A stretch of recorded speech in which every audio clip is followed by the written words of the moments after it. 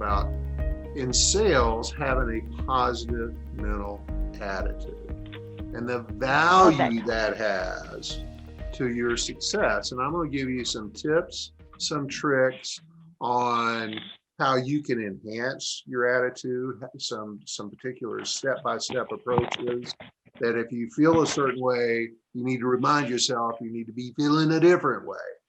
So that's going to be today's, sales, there's no other position in any other company that faces rejection more than a sales team. And you think about, you pick up the phone, they're not there, they don't return your phone calls, they don't respond to your emails. Sometimes people even hang up on us. That wears on you, that gets old. And it takes a very resilient mindset to be able to pick yourself up and continue striving forward with a positive attitude in order to be successful in whatever field of sales you're in. But I've long been, and you guys don't know this, I'm just preaching to the choir, I know, but I'm a very strong believer that almost 90% of our success comes from our attitude. If you've got a positive attitude about anything in life, but especially in sales, you got a big leg up on everybody else. And that is what's going to drive your success or crush your success based on where you allow your thoughts and head to go.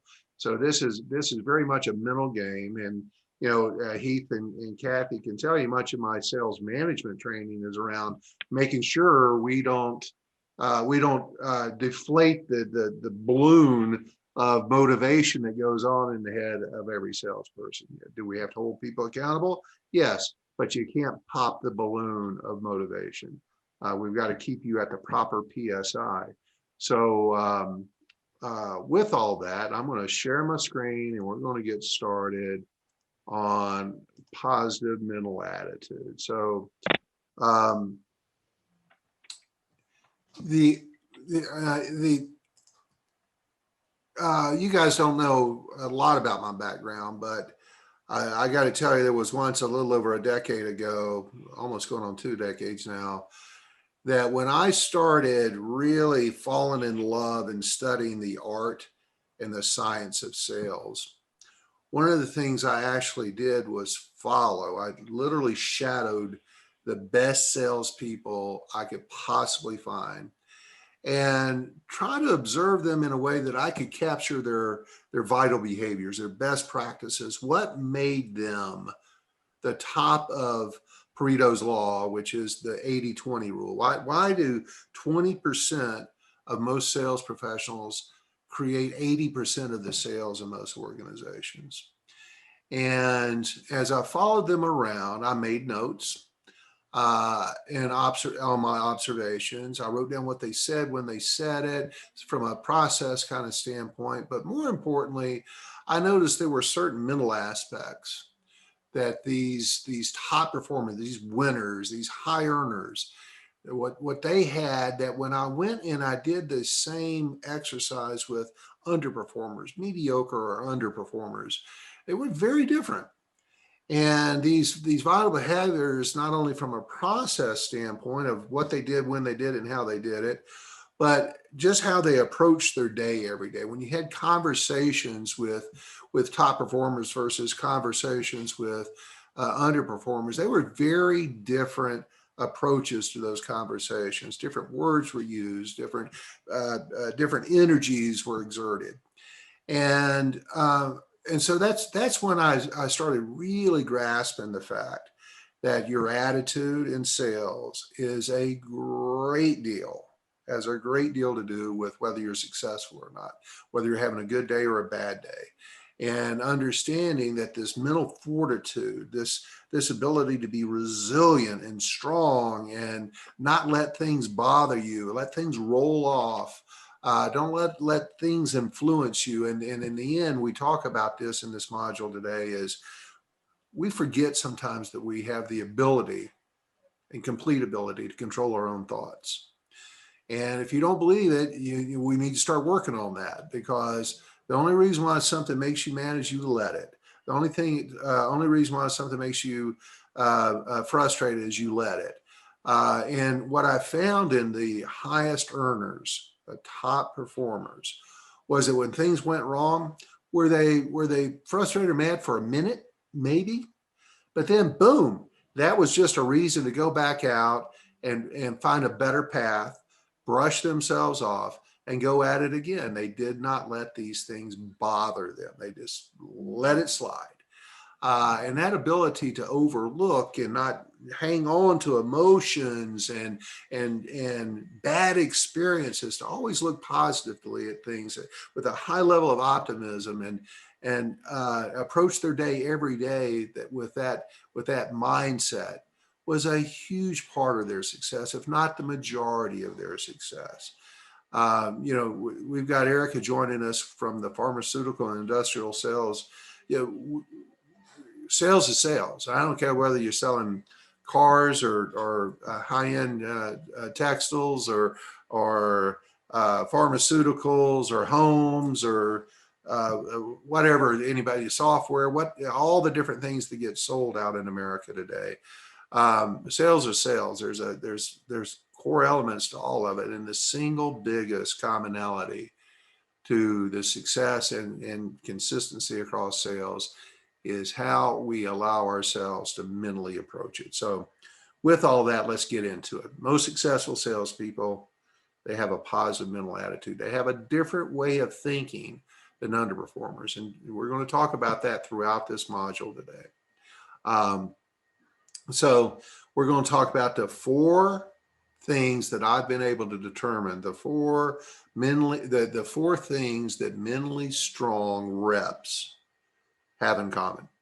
And it is as consistent as anything I've ever found in my life. There's these 4 things I want to talk to you about that they all do the same. And again, these are the super high earners. These are the people that have peers and of those peers and of those other team members, they're the ones that are always ahead. And it's not some magic pixie dust that they possess. It's not luck. It's never been luck. It's how they view things. And I'm going to share with you the commonalities of their views. And then I'm going to talk about some creative ways that you can actually write down or do, or the exercises you can take to make sure that you maintain a positive mental attitude no matter what. So let's get into that. I talked about this for a second before, but I got to tell you, as I talk to underperformers, mediocre to underperformers within the organizations that I shadowed and captured the vital behaviors of each, fear of rejection kept a lot of people mediocre. They decided to not do things or to do things or to avoid things out of one of the fundamental fears as humans we all have, which is rejection. And it's a social rejection. It's taking things personally. And so that, it's a negative mindset that has got to be replaced. And if we're making decisions, we're taking actions, then these, our mind controls what we do all day, how we sound, how we look, the energy we exude. If we're allowing any negative energy to influence that, we're just not going to be as effective as we potentially can be. When we start internalizing rejection, it creates different responses. It creates different actions and prevents us moving forward and being able to take on every opportunity that comes with as much energy and enthusiasm as possible. And so you've got to stay positive as a salesperson, which is hard. It is hard because it's very difficult sitting on a phone, making phone calls and responding to emails all day, every day, and people ghosting you, ignoring you. The big part of all this is you can't take it personally. I'm going to talk more about that, but you got to have commitment. And if you're going to be successful in sales, and I don't think any of the 6 of you got up this morning and say, I'm going to go be as average as I can be today. Or, you know what? I don't even want to be average. I want to just do enough to get by. I don't think anybody on this call today has ever had that predetermined thought. I do believe that we go in with dread sometimes. I think we are not looking forward to certain conversations, maybe even dealing with certain people. Certainly, those are the kind of things that we have to be aware of and adjust in how we view those and think about those. But in the end, we've got to be committed. We got to be committed to maximizing our success. And I'm going to use a visual here. You know, we all have different levels of capacity for success. Capacity for success and earning, capacity and success and just being satisfied in life. Some people have aptitude and capacity around sports and other skill sets. But, you know, some people have the capacity of this coffee cup. Some people have the capacity of this 32-ounce plastic cup. And what makes the difference between these different capacities is this person's only going to reach so far once there's no more past the top of this cup that they can grow. And that's just a fact of life. You're going to get to the top of your capacity and you have no more capacity to grow. And in fact, the study on all that is very often referred to as the Peter principle, as if things grow to the capacity of which they have acquired, and then they can grow no more. However, there's a lot of people that have a higher level of capacity, a much different level of capacity. And as they start rising, that's super uber success. But many people only grow as far as they've been willing to commit to grow. We all have, and I don't know what your capacity is. Only you know what your capacity is. Maybe Kathy can help you identify the level of capacity that you have as a high-level salesperson.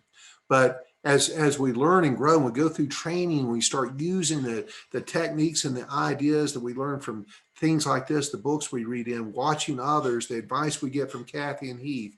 That's raising what our level of commitment is and achievement is within our defined level of capacity. And so that's what commitment is about, is you can grow as far as you grow. And by the way, this isn't completely limiting. If you reach the capacity of this cup and say, you know, well, I want more in life, but I've got to go get more capacity, which is education, learning, experience. I've got to work extra hours. There's pain involved in getting out of this level of capacity. You've got to be able to embrace that pain and put up with it. You know, you got to, it's very often in business, it's called embrace the suck until you can get to where you want to get. And as you get outside of your comfort zone, you get uncomfortable. That's growth. Those are sore muscles.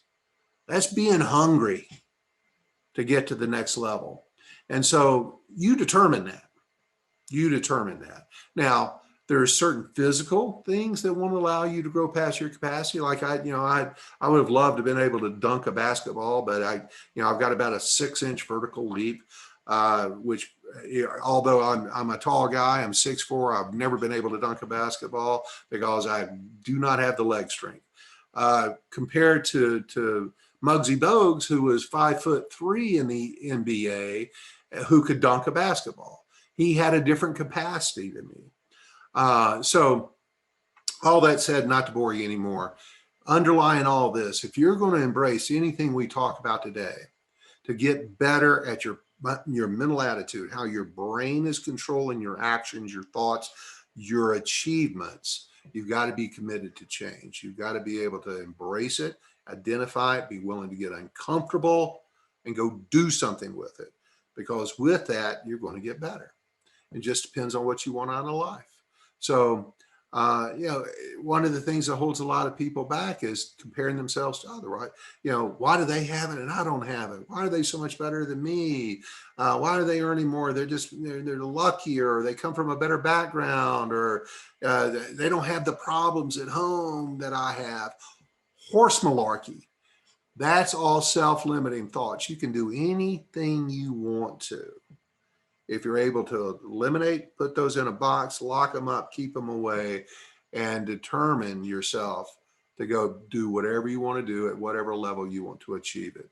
So I'm off my preaching box now, and we're going to talk about the 4 things mentally strong people do that average reps don't. So I'm just going to open this back up to everybody on the call this morning. If you were to think about the number one thing that separates great from average, what would you, outside of just positive mental attitude, what would you think it is? Outside of just the commitment and attitude, what are things that great salespeople have that maybe you've witnessed or you are one that other people don't? I'm going to start with you, Kathy. What do you think? What do great salespeople possess that other people don't? Well, I mean, of course, to me, attitude is one of the big ones, but and that's, I truly have seen that before. Just somebody who doesn't stop, just continues and doesn't let anything bring them down and just keeps them moving, whether it's a good day, bad day. That's what I've seen as great salespeople. Yeah, agreed.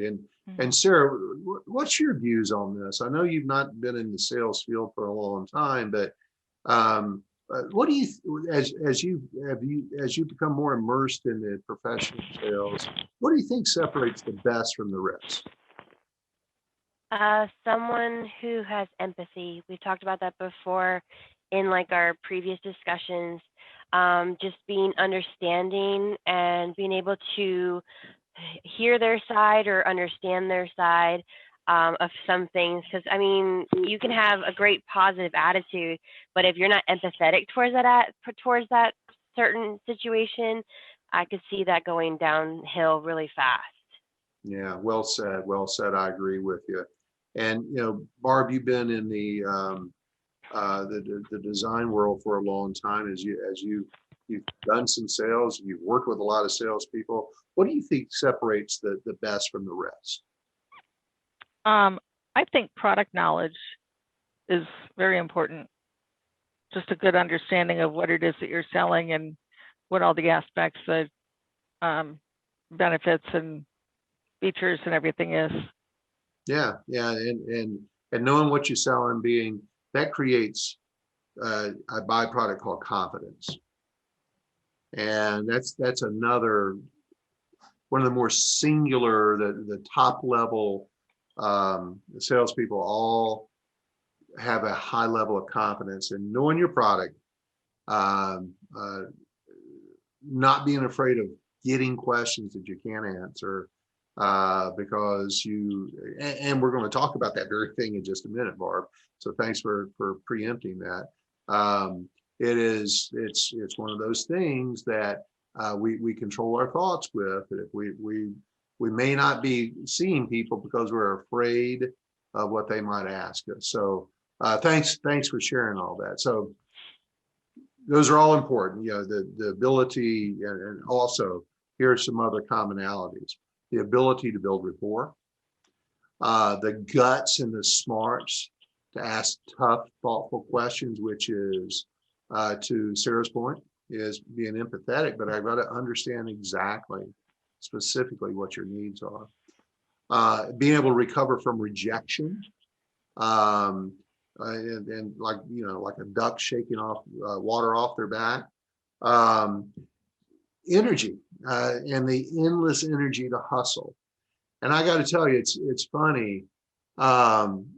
Success breeds hustle. The high achievers, they're never satisfied with what they have. They always want more. They want more. I've gotten here, now let's go get more. There's not a stopping point to what they're willing to do and learn and get better at.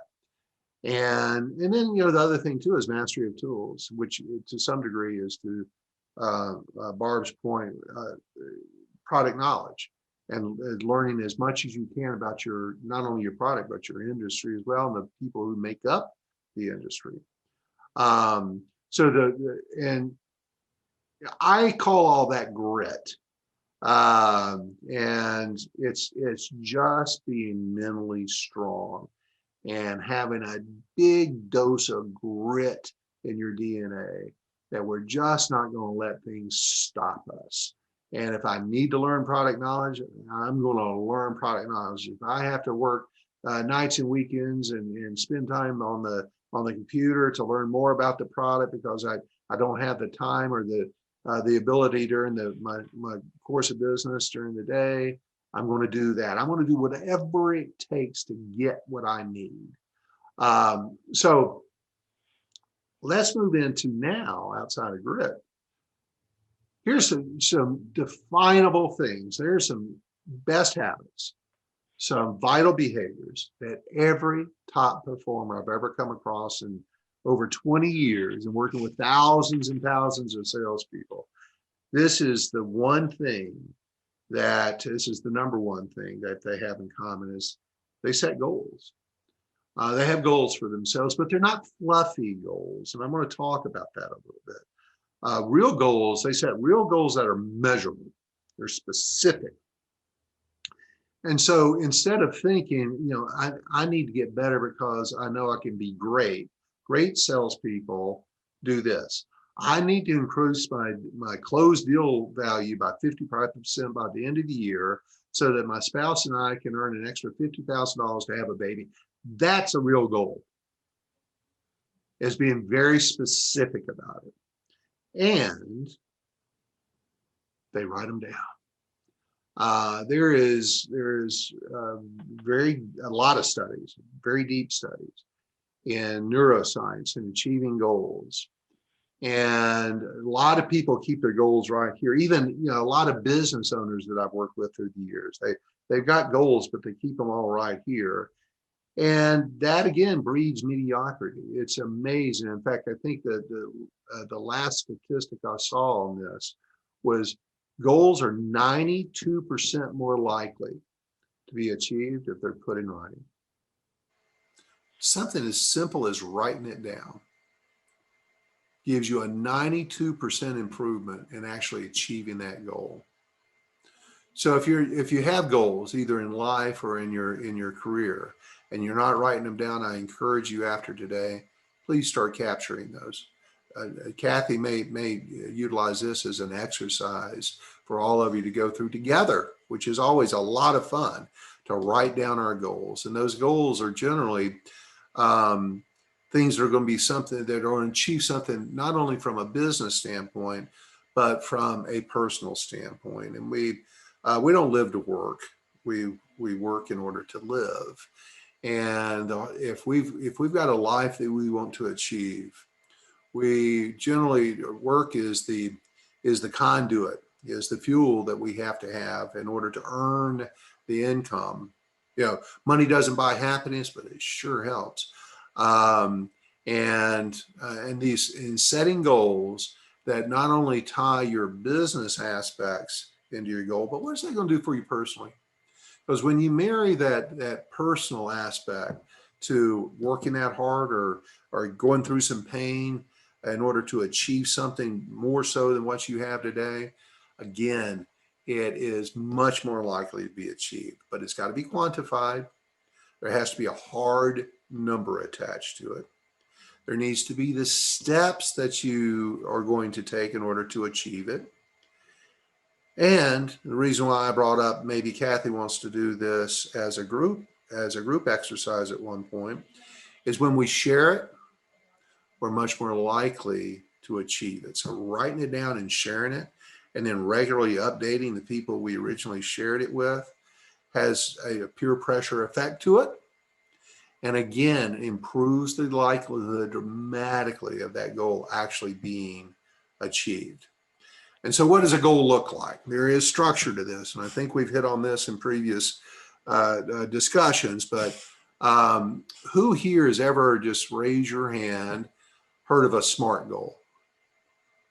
They should all say yes. We just went over this last week. Well, not everybody popped their hand up. They were awfully shy about this, Kat. What? I was writing notes. We did goals last week. They all came up with 3 goals for the year for themselves, for their territories. And we talked about SMART goals. Specific, measurable, achievable, reasonable, time bound.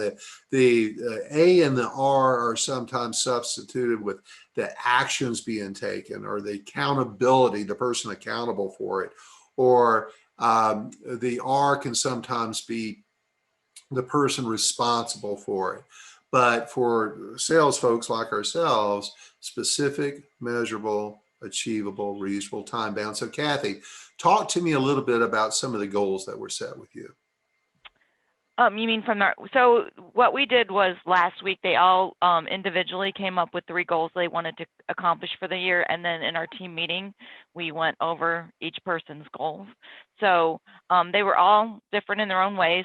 Goals just more specifically on their territories and what products they wanted to focus on, or maybe what type of accounts they wanted to focus on. Or simple revenue goals even. So those were some of the things I can recall off the top of my head that we talked about last week. Fabulous. And Sheila, would you be willing to share a couple of your SMART goals that you remember talking about last week with Kathy? I remember one of mine without grabbing my notes and cheating. One of mine was a specific number volume that I wanted to hit within the territory each month.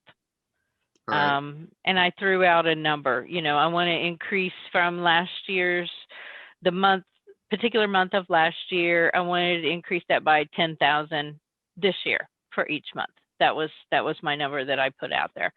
I'm in a brand new territory, so I haven't worked it long enough to see the feasibility, but that's what I just threw out.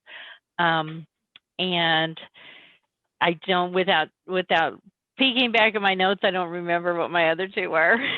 Well, but let's stay there 1 second. But that one was specific because I used a number.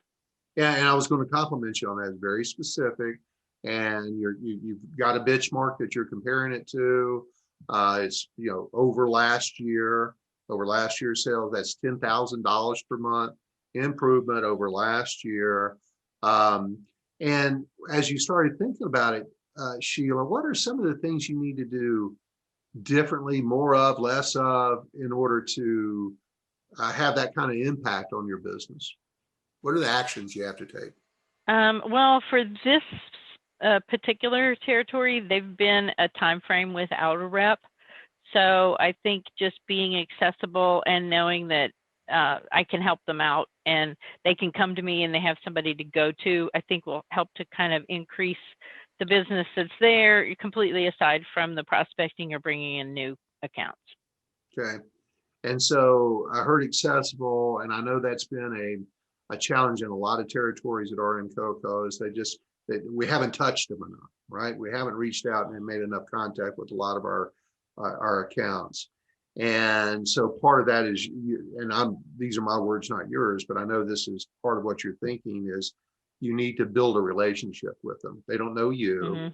Mm-hmm. They may know the brand RM Coco, but like we've said 1,000 times, they don't buy from RM Coco. They buy from Sheila or Barb or Erica or somebody else, right? And so I'm going to drive you a little crazy with this. Sorry. That's okay. How many accounts are in this new territory you got up? I think about 250, but I don't have the exact number. So we'll work with that. We've got about 250 accounts.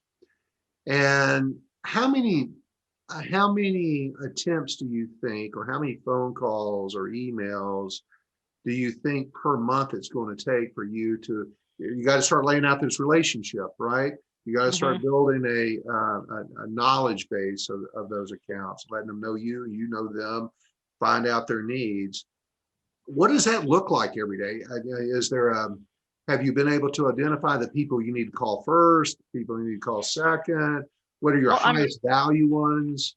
Yeah, I'm kind of on my people I need to call second. I've gotten through the first round. I'm kind of, if you want to say tier 1, tier 2, I'm in my tier 2 now, and just making initial contact with I haven't got through the whole account yet, but I'm kind of in that tier 2 out of maybe 4 tiers total. Just kind of mentally the way I tiered them myself. So. Okay, good. You got to process them. I love it.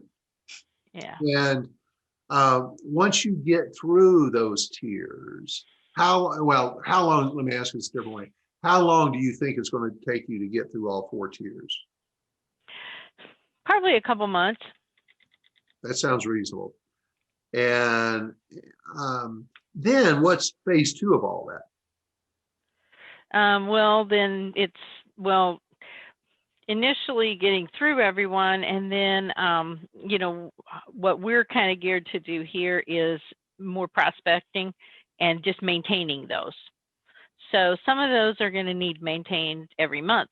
Some of those might need maintained every 6 weeks, or there may be some every 2 months. So you got to kind of learn and categorize those by how often they need you. Yeah, exactly. Well said. And so as you're making these initial connections by these tiers, you're making some notes, and then you're structuring them in a way as, okay, I've got to get back to this person once a month, every 6 weeks, every 90 days. Right. And now I'm putting out a real structure of how I'm going to build relationships and get my damn 10K a month out of them. Mm-hmm. Right? Okay. And so at the end of the year, let me ask you this. That's going to be another $120,000 in sales, right? But the first month you're not going to get 10K. The second month you're probably not going to get 10K because you're starting cold. At what month do you think that the 10K is actually going to be reality? Oh, the third month. No. I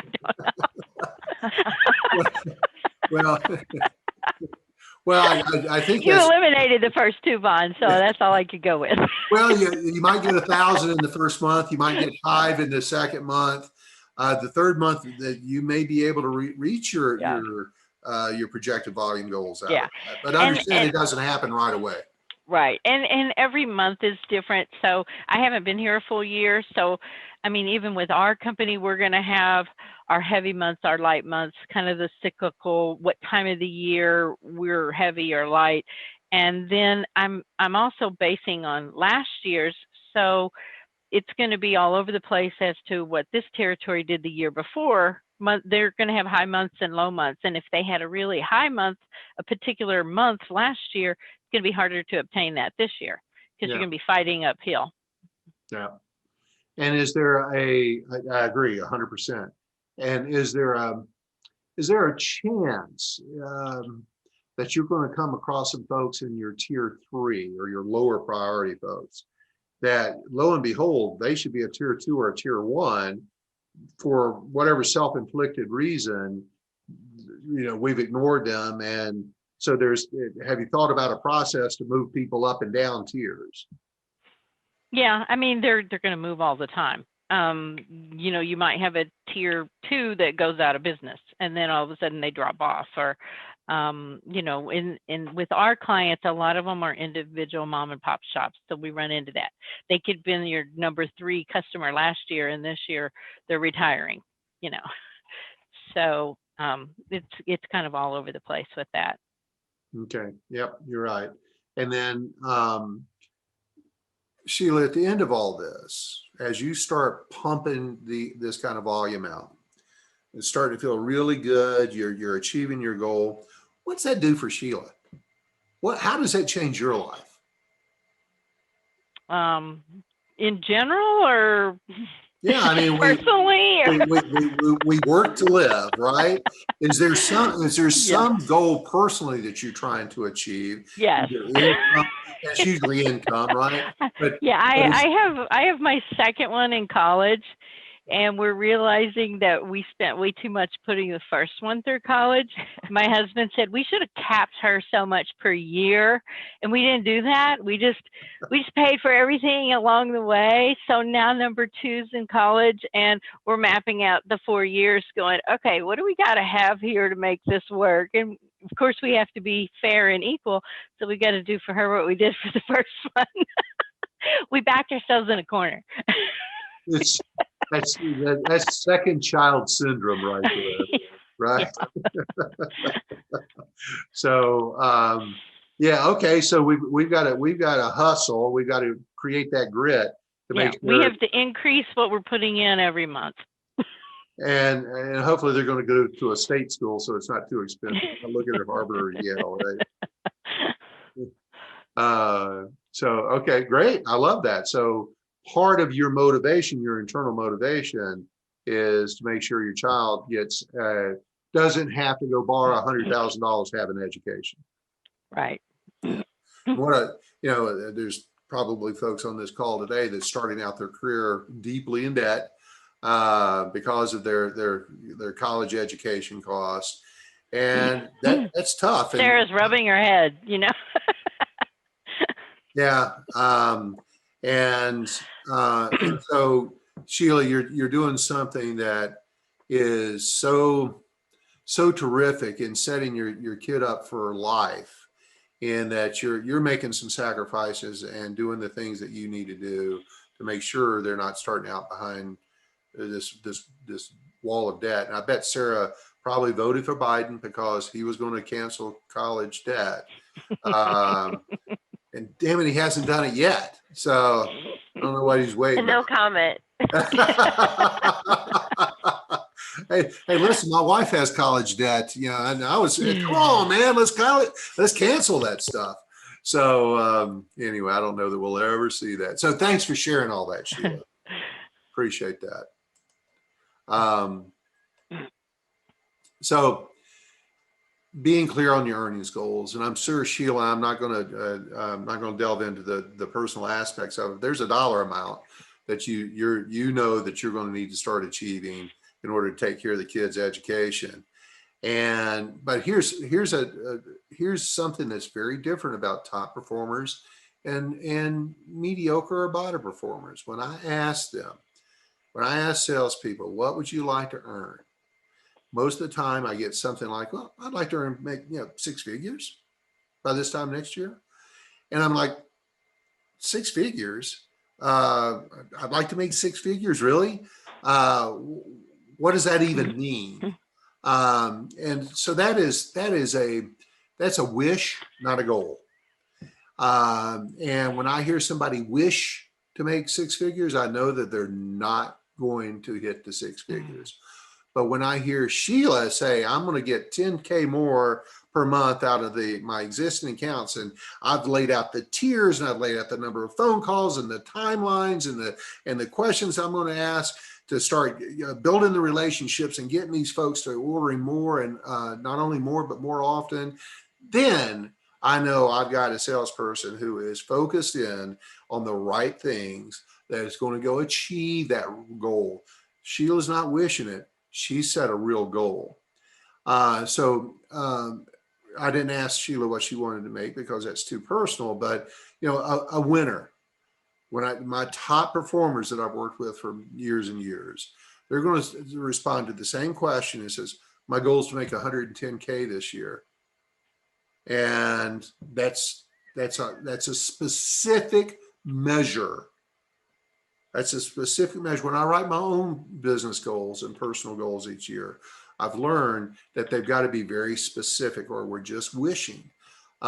Make yourself, when you write your goals, you create your strategies, the tactics that you're going to deploy, be as specific as you can. Because when we eliminate the ambiguity of our steps and our plans and our visions and all this, we're much more likely to achieve them. So Vaughn, I have a question. So where does I'm going to win the lottery fall in play? Is that like, I'm just asking for a friend, really. Well, so listen, my wife and I have had that goal for a lot of years, but we found out that it's just a wish, because there's nothing we can really do other than buy a lot of lotteries. All right, just wanted to confirm that. Yeah. In fact, we picked out 2 houses over here. Very good. I like that. Yeah. So, and we're going to talk about a vision board in a little while, but it's we've got 2 houses on the beach over here that we love to buy when we win that lottery, right? That's right. Right. And maybe it's the lottery of life that we win, Kathy.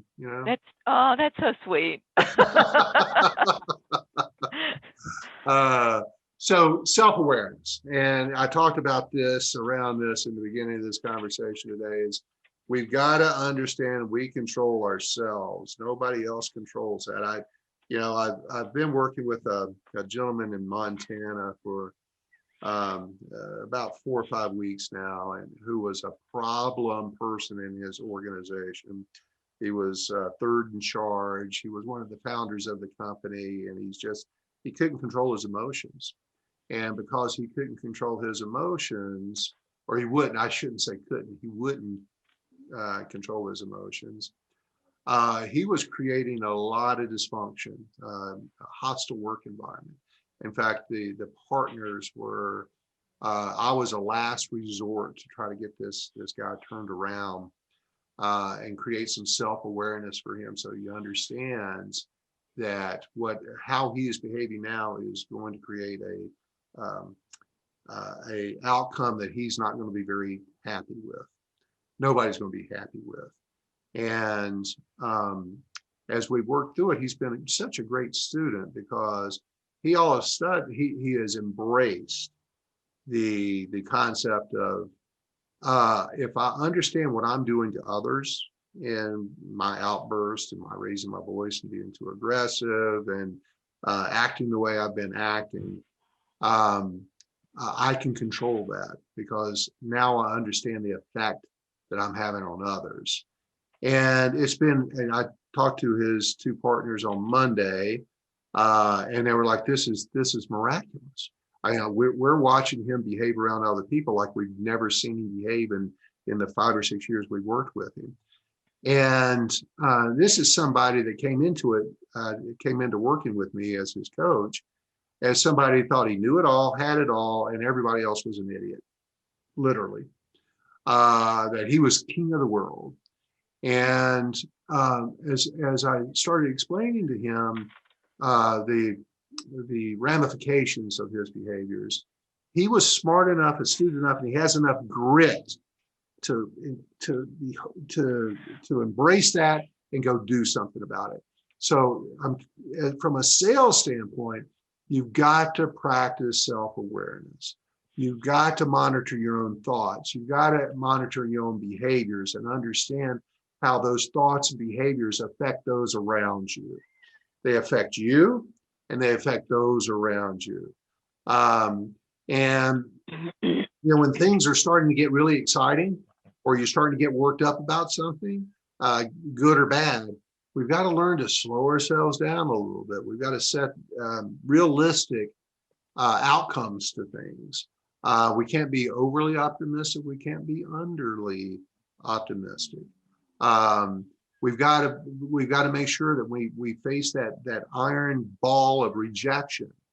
That if I don't recover from this quickly, I'm doomed. So I've got to brush myself off and get back in there, because feeling the way I feel is not going to serve me in the way I need to be served. I need to be serving myself. So top performers have very short memories. Very short memories. They don't hold on to bad thoughts. They hold on to good thoughts. They hang on to their optimism. And when they have a big deal at the 11th hour blow up in their face and go away, do they maybe feel bad about that for an hour or two? Yeah. But man, the next day they're back in the game, proving people wrong. They know that if I hold on to that, or I even use that as part of my thought process going forward, it's going to limit my ability to get my 110K a year, whatever the number is. So we got to understand ourselves. And I can't do a therapy session with you guys today, nor am I qualified to. But if we understand how we react to things, understand how those reactions affect our ability to maximize our capacity at work, then understand how that affects us and be aware of that. Awareness is key. Then and only then can we start doing anything about it. And so, and doing anything about it is called self-control. And, I've probably said this to my 6 children 1,000 times. Somebody at work or somebody at school made them feel bad for whatever reason, or made them mad or annoyed them. And I know they got sick of it when they were young. They're all grown adults now. and I even hear them saying this, so I know I got through a little bit, is the only way you feel like that is because you let yourself. The only way they affect you is you allow them to affect you. You're in control. And so understand yourself. And now some people have better control of their thoughts and emotions than others. But, and again, I'm not Dr. Phil here. Although I wouldn't mind to have his money. That'd be like winning the lottery, Kathy. Yeah, there you go. But I do know that even in my own life's journey, I've had to understand how to gain control of my emotions and thoughts because they're self-limiting. And if you wanted to limit yourself and your ability, go right ahead. But that's not going to make you a super successful salesperson. Number 3, you got to nurture a positive attitude. Stuff happens. So now what? You know, it's funny. I was talking to a guy who is, his wife is a behavioral psychologist. And he's over in Ireland. He's a counterpart of mine.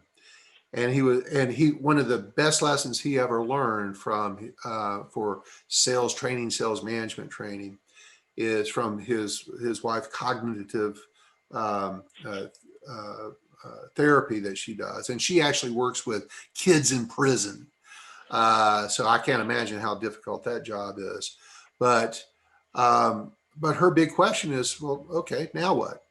What now? What now? I want to murder you. Then what? What are you going to do then? After you murder me, what are you going to do now? And I thought about that as such a simple thought process. So, you know, this person's going to reject me. So then what?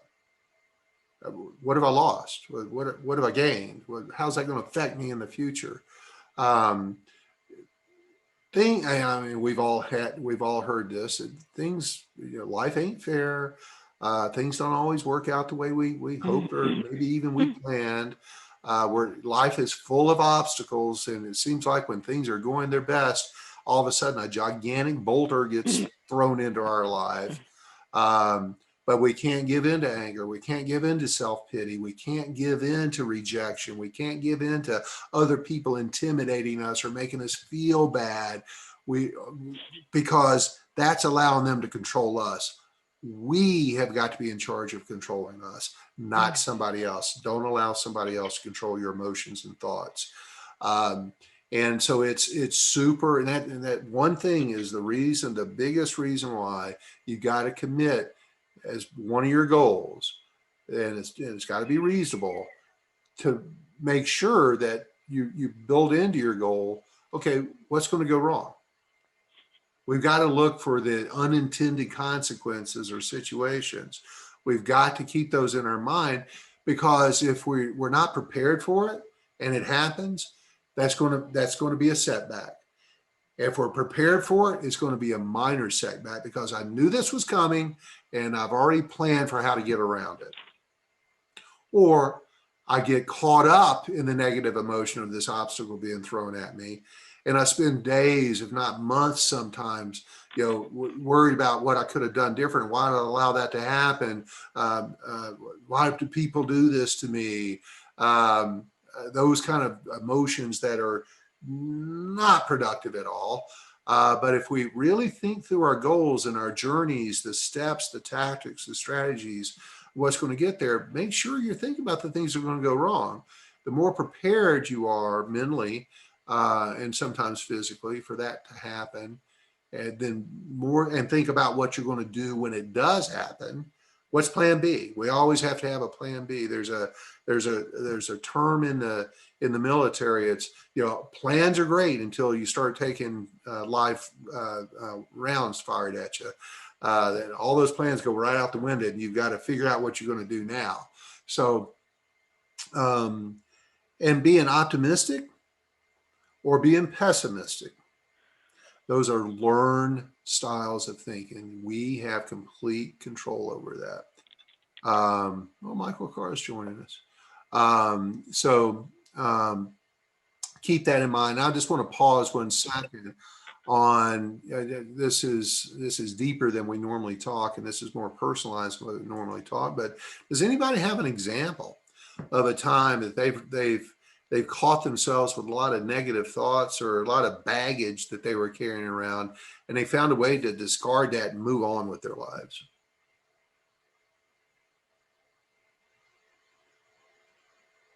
No, you guys are that positive. It's awesome.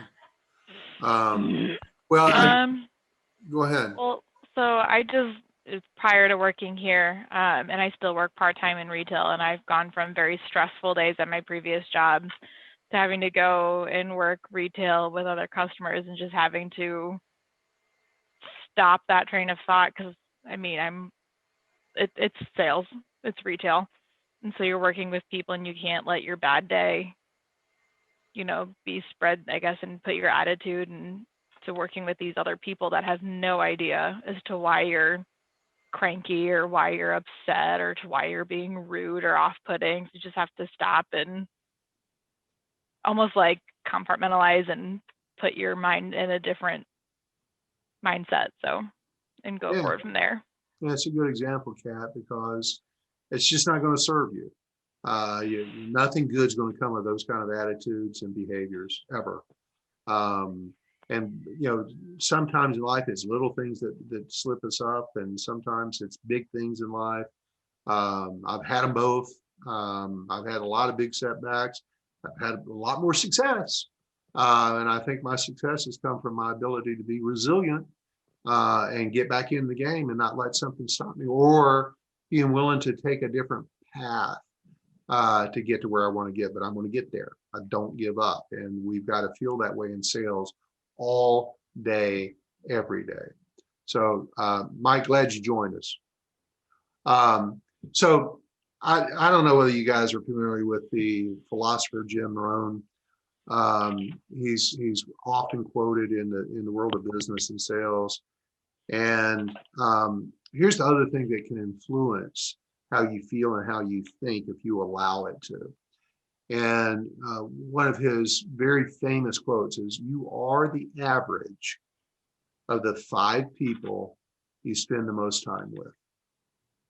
You are the average of the 5 people you spend the most time with.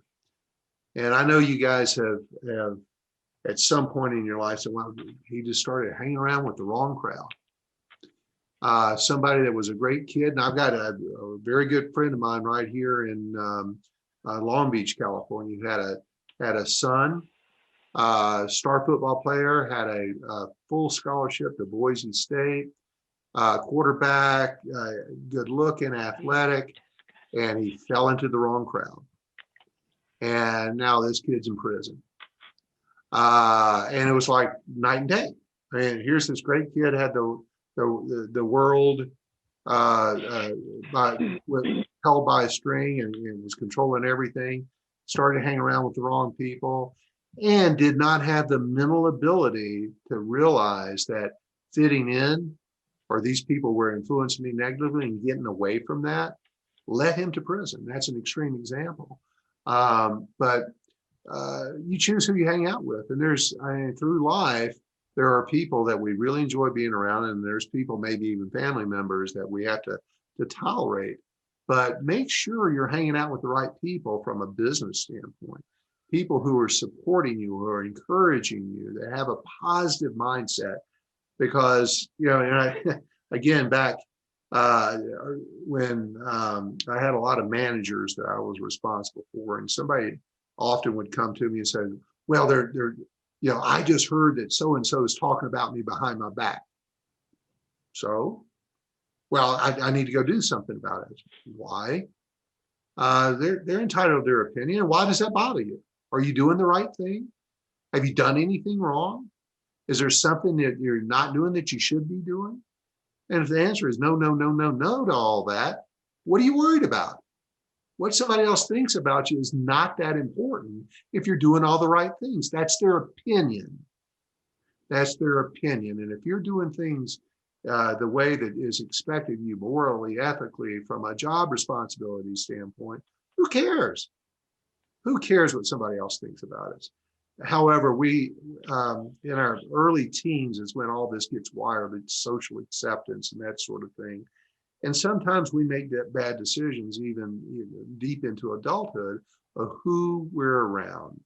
And you've got to choose, especially when it's work related, to be around the optimistic people that are going to continue to fuel your own optimism, because you can't let them bring you down. You've got to choose your friends wisely. And I don't know, I don't sit in the break room there at RM Coco. I don't go out for happy hour with folks at RM Coco.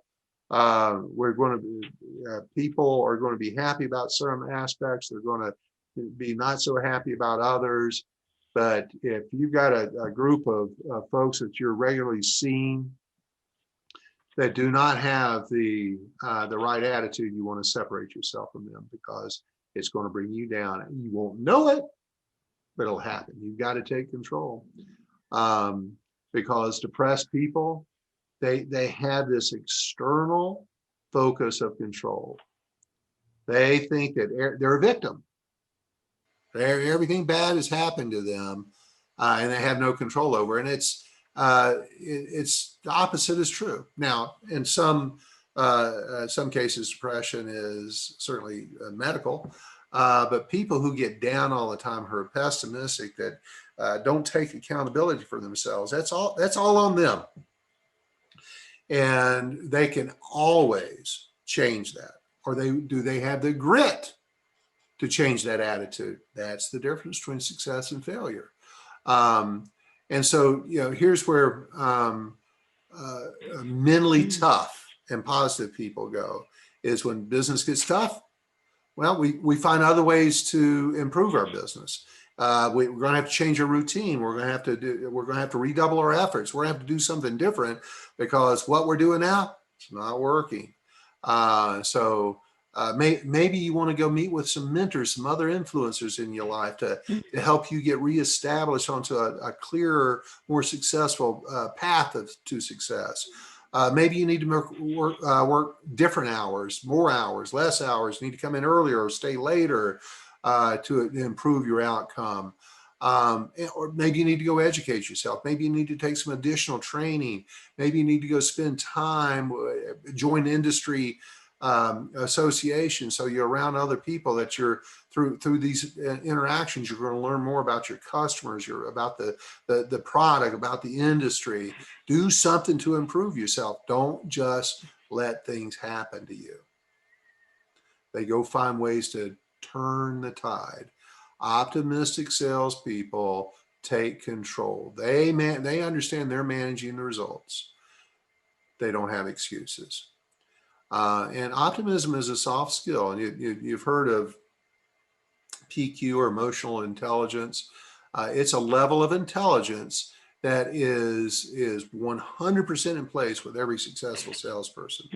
And it is a learned skill. Some people naturally have a higher propensity. I happen to be one of those people.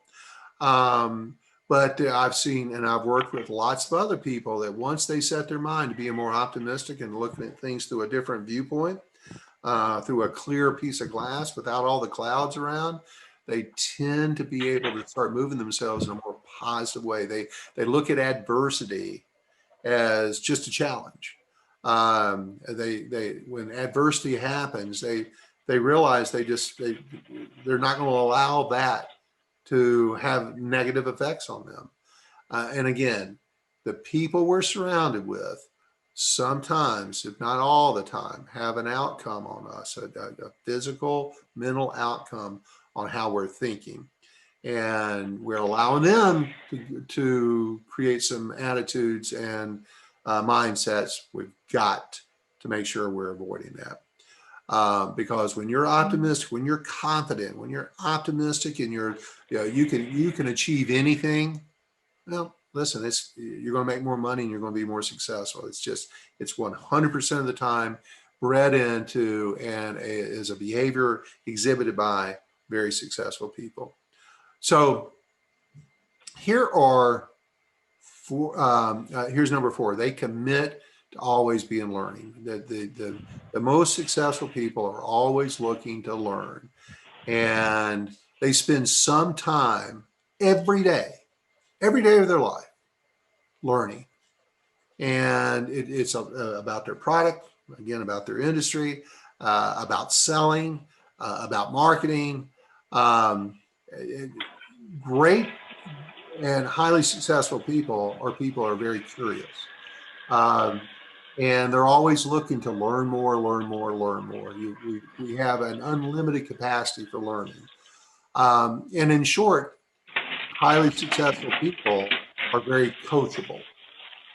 And you know, I don't want to point out whoever just washed their hands in the bathroom, but I think that's pretty funny. So Sheila. Is my microphone on? I thought it was on mute. At least you guys know I washed my hands. Yes, you did wash your hands. We're all very proud of you. You're not going to be a super spreader. So successful people are always looking for feedback. They want to be told how they can get better. They don't take feedback, developmental feedback, as a negative or as some kind of personal affront or attack. Sometimes they know what they're doing wrong. Sometimes it has to be pointed out, but they're willing to change. They're willing to quit doing it and find a different approach to things. They're not stuck in their routines and how they approach it. They're not so egotistical about negative things that are limiting the way they're operating every day. They're always striving for improvement. That's a positive mental attitude. And you know, they're going to be positive no matter what. Are there going to be moments? There may be hours, a limited number of hours that they're, you know, and I certainly am somebody that when I get a kick in the butt, there's times I've got to go brood a little bit, but by the time I hit it the next day, I'm 100% back in the game. So we got to go heal sometimes. We're not Spock, right? We have emotion. It's not all logic that we operate off of. Allow yourself a little bit of time to go feel sorry for yourself, but then you got to brush yourself off and get back in the game and get your optimism game back on. So I'm going to list 12 things here, 12 tactics, 12 approaches to help you stay positive. And we've already talked about some of these, but I want to go back over them again. One of these you've already achieved. You've written out your goals. But you've got to write out your goals and you got to make them visible. Post them somewhere. Make sure you're looking at it. I've got my goal right in front of me on my whiteboard up here on this wall. Make it visible. Look at it every day. Refer back to it. Have a regular routine that you're looking back at your goals, adjusting them if it needs be. Add some tactics, take away some tactics, mark off some stuff that you have achieved, but constantly be looking at your goal. I talked about the 2 houses over here that my wife and I picked out that we're going to buy someday in our rich future. Create a vision board. And you know, I got to get the gallery back up here because I got you guys turned off. But does anybody here have a vision board for their life, for their career? Sarah does. Sarah, tell me about some of the things that you've got on your vision board. I mean, it's not at work. First of all, this is all personal stuff. Absolutely. Yeah, I mean, I made a vision board when I moved back home with my parents. Just a vision of what I want to accomplish within like the next 5 years. I kind of made it broad and big. I wanted to move out. I wanted to get a job, which I got. One down. Yeah. A lot of it is like I wanted to invest in the stock market. I wanted to start a really good savings account. I mean, like just general things that adults do. Decrease my debt because student loans are crazy. And then I just wanted to be successful. I don't know exactly what successful meant, so I just pinned pictures of what I thought were success. A woman in a pantsuit, like just random things that I thought meant success to me.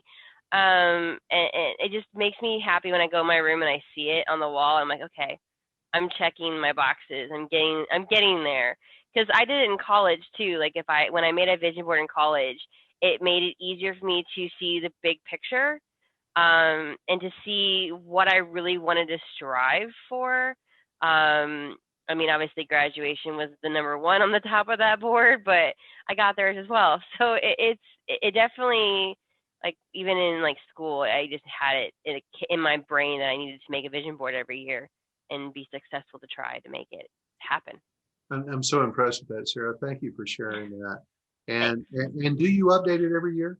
Have you? I used to update it every year, but I decided to kind of make it more of a lengthy vision board. So that's why the 5 years came into play this year. Like when I got this job in August, I made a bigger, broader vision board for more of a 5-year plan versus like a year to year.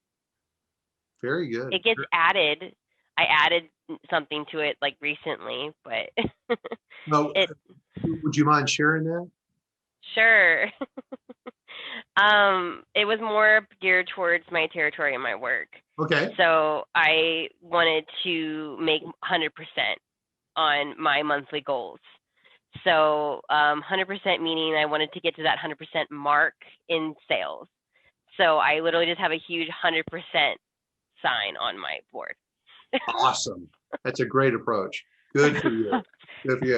You got a couple guys cheering you on back here, by the way. That's awesome, Sarah. And when I first, and Sarah, you know,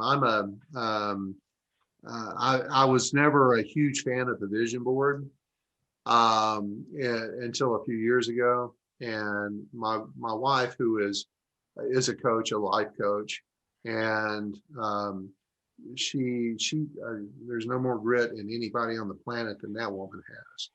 But she had a goal in life. She graduated college at 50, and she had a very clear path of what she wanted to go achieve.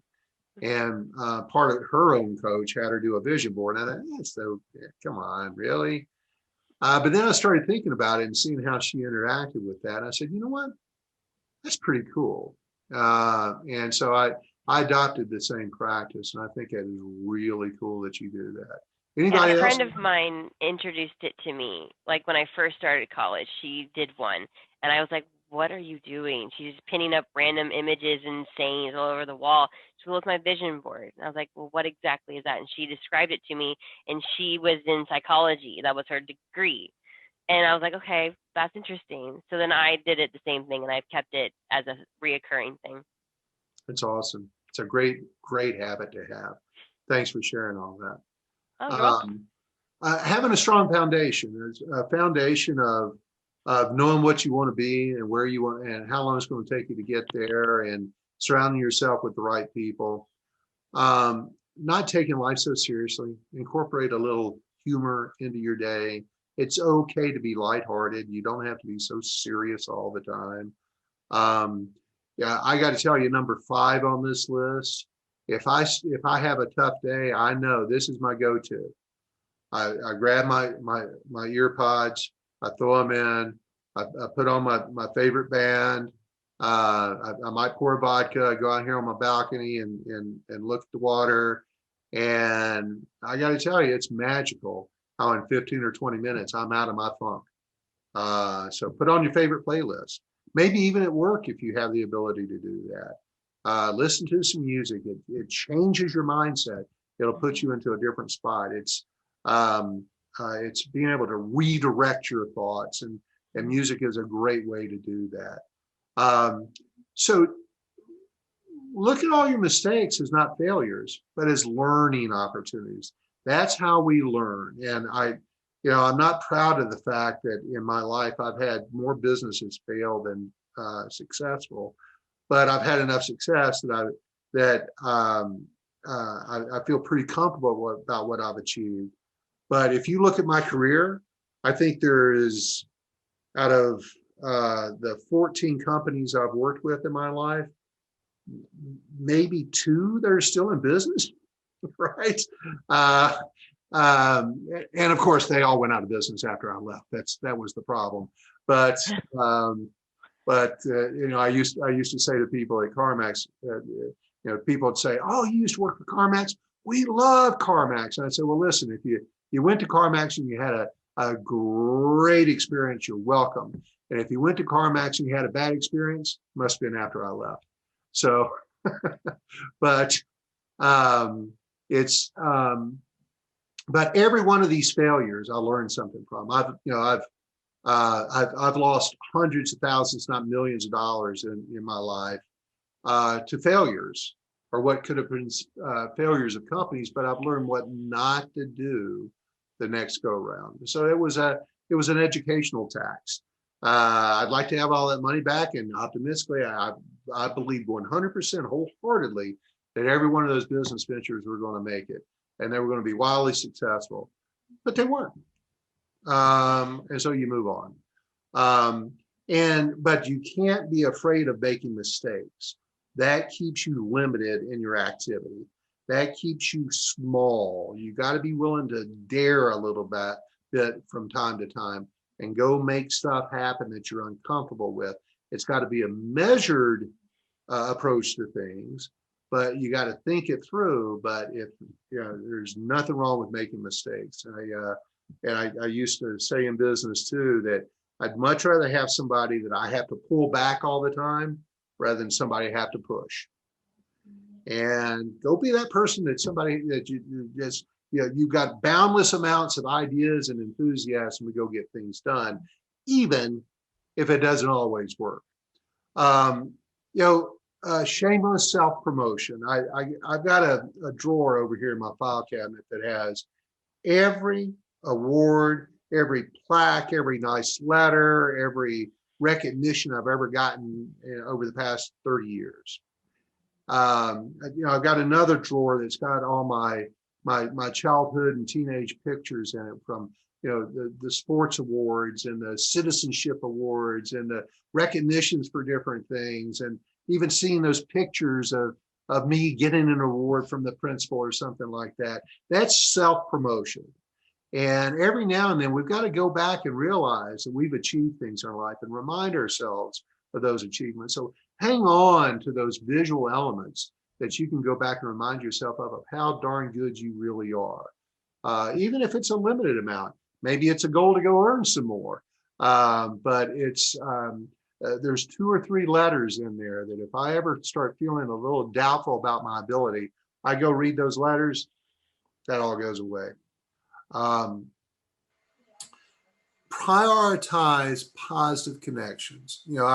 I can tell you this past week, I had a guy reach out to me looking to go into business with me, either with me or join him, create some kind of partnership. And after spending 30 minutes on the phone with this guy, I completely shut him off.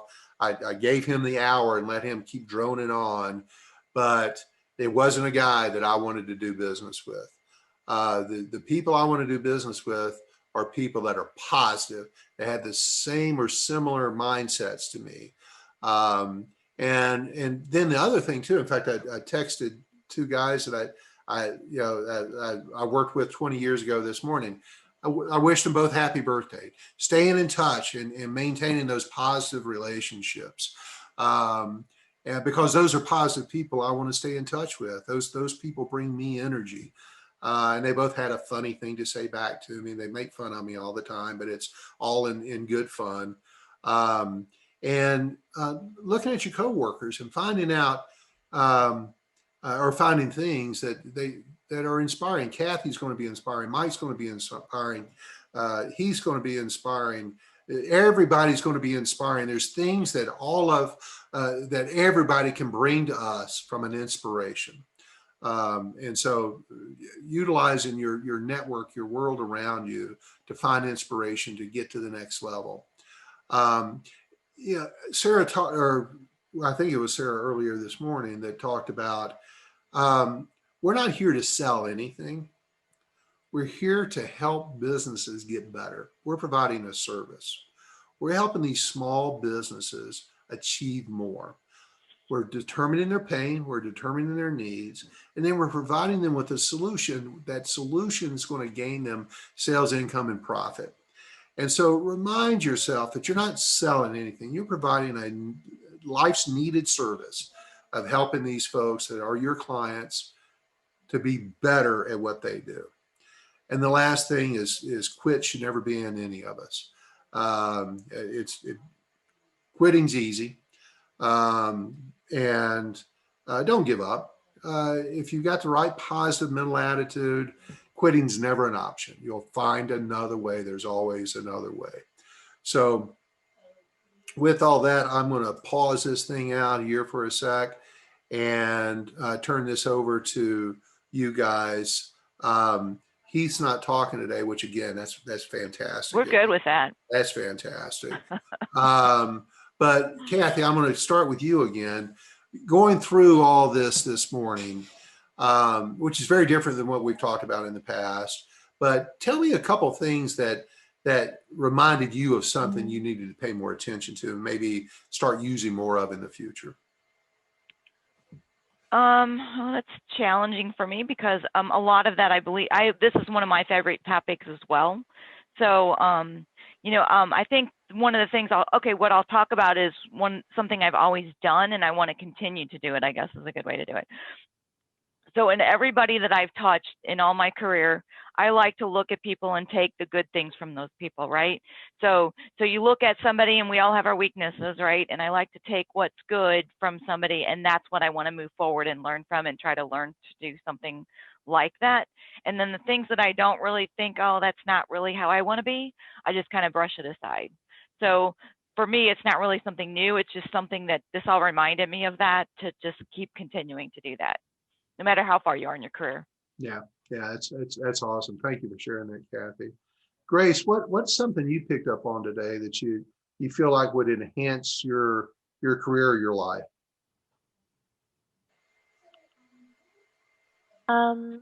Just there's a lot today. I learned a lot. Maybe just don't take rejection too personally. Nope. It's tough. It's easier said than done, right, Grace? Yes. And I'm gonna give you a quick story. One of my mentors years ago taught me. I've reused it 100 times, and I don't know that I've used it with you guys. So forgive me if this is a repetition, but you got to look at rejection in a way like you got Denny's in St. Louis, right? You got Denny's around there. You got your breakfast places, right? And at every Denny's or IHOP on the planet, there's somebody walking around with a coffee pot saying, "You want some more coffee? You want me to top that off? You want me to warm that up?" And do you think when he or she walks up to a table and they say, "Hey, you want some more coffee?" and somebody says no, that they go in the back and feel bad about themselves because somebody rejected that cup of coffee? No, when people reject us, they don't know us. And so you can't take it personally. It's just a cup of coffee, right? Move on. That's all it is. So, but again, Grace, easier said than done because we're creatures of emotion, and we want to we seek acceptance, but acceptance is very elusive in the game of sales. We got to continue to work towards it. So thank you so much for sharing that. Thank you. Yeah. And how about you, Barb? Was there something today you picked up on that you want to make sure you're using in the future?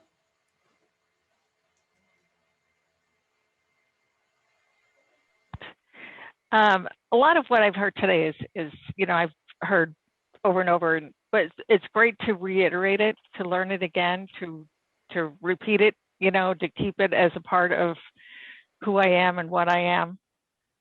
So I'm glad we went over this. This was a good program.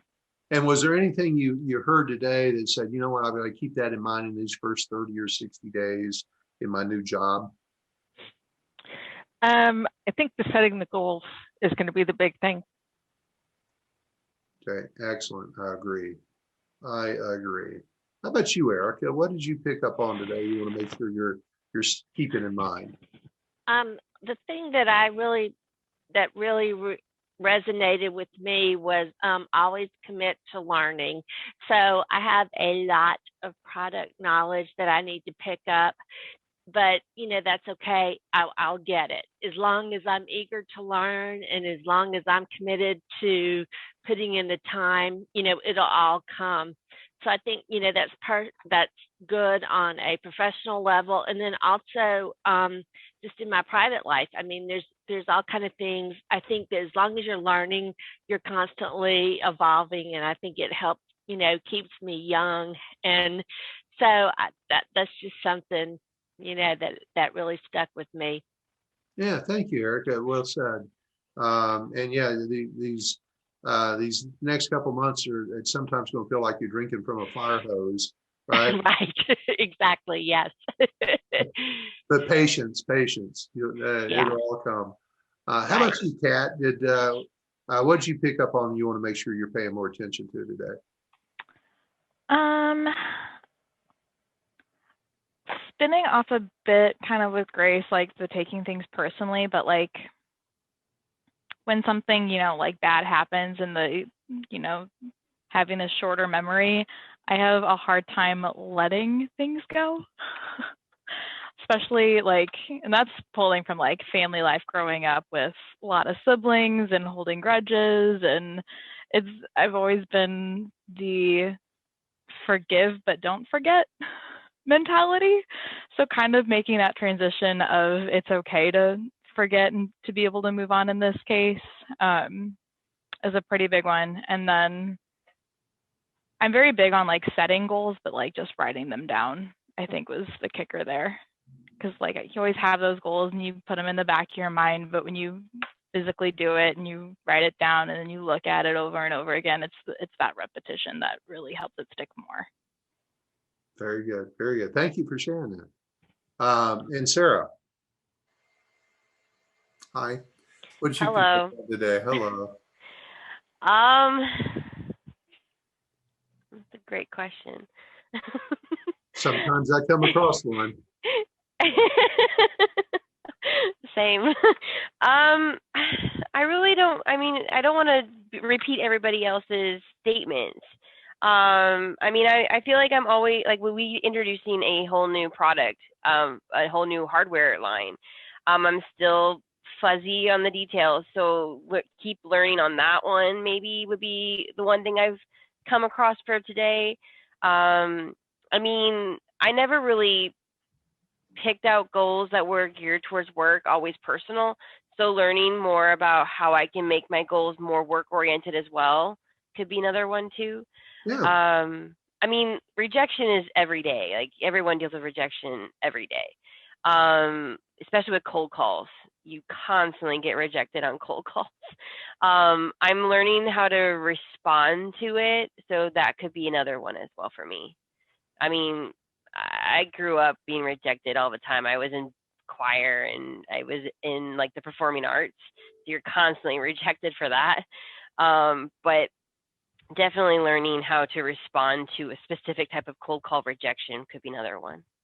Yeah. And that's such an important one, Sarah. Thank you for bringing that one up. As Grace said too, they don't know you. How can they reject you?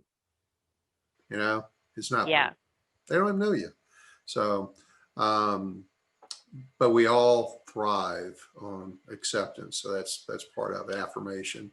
I get it. Keep it focused. Doesn't matter. Sheila, we're going to wrap it up with you, madam. A lot of these things have kind of been through before. One thing that I haven't really is the vision board. I'm kind of like you. I knew what they were. I saw people that had them, but it never wasn't anything that I entertained the idea myself. So that might be something I think about, just to, as far as writing down your goals, having them visible, we've kind of done that with our team meetings and by Kathy having us to write these down, bring them to Friday meeting, we've written those down and we have those, but the vision board was something that I just never really had put much thought into. Well, cool. Go ahead. No, please, you. Oh, no, I was just going to end by saying, since Heath can't talk, we can throw him under the bus. But a couple of us were here later the other day, past 5, and we got to hear his playlist. Uh-oh, that's not good. You gotta I tell won't me. even elaborate. It was a elaborate. good one. It was a good one. I heard it involved something with Yeah, magic. 5 o'clock hit, and his office started beaming with music. What was it, Sheila? You gotta tell me. Well, Grace You can don't tell want ya. to know. Really? Wow. We'll just say Wow. Magic Mike knew all the songs. Oh no. Okay. All right. Wow, I totally missed that one. That was the I left early. That It was, opens up Kathy. all You were kinds of gone. windows for me. I like that. He even had his Uh-oh, here he comes. he even had his Forest Hardware hat on too. He was in mode. You don't suspect he's practicing, do you? I hope not at work, at least. Mike Carr might take offense at that. Mike's like, what did I get on to? What the? Mike, I did record this one. I will upload this. Oh no! I didn't record Heath. the other Can you day. back up a little bit? I can cut this part out. But you guys, thank you very much. Any other questions about any of this before we depart our company today? No. All right, good. Barb and Erica, welcome aboard. I look forward to seeing you more often in the very near Thank you. future. And everybody go have a great day. Make it positive. Thanks, Vaughn. All right. Bye, Vaughn. Thank you.